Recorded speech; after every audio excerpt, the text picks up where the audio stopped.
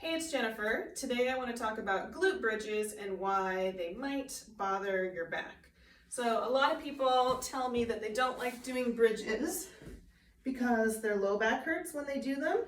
And one reason that can happen is when you lift up, we're all trying to get as much height off the ground as we can, and you kind of run out of hip opening range of motion, and then we end up arching the low back to try to get even higher. So you just put a lot of stress in a not ideal position on your low back when you get to the height of that.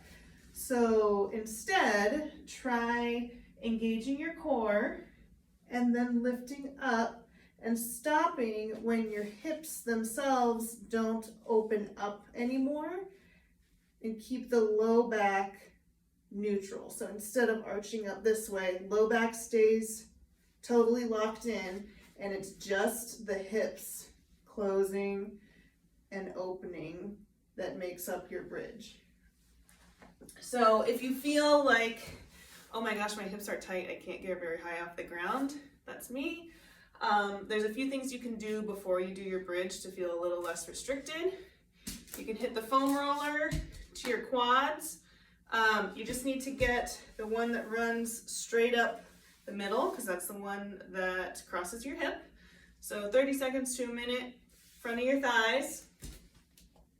And then I also really like tall kneeling quads. So squeeze your butt cheeks, engage your abs, lean back, and come up. 5 of those, let's say.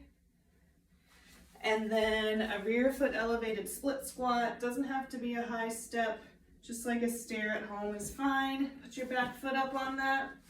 Make sure you stay up nice and tall, and then as you sink down, you're gonna get this really nice stretch across the front of your hip. So don't have to go to fatigue there, just enough to feel like you get a little bit of mobility back in that hip. So let's say 5 to 10 on each leg, and then go back to your bridges after all that nice hip opening work. And the bridge itself is another great way to work hip opening, because you're fighting to get this open and not crunched up like it is all day when you're sitting at a desk.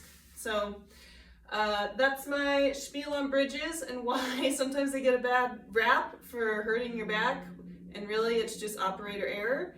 And a few things you can do if you feel tight in your hips and you're having a hard time getting off the ground with your bridges. Hope you enjoyed. Let us know what you think. Thanks. Bye.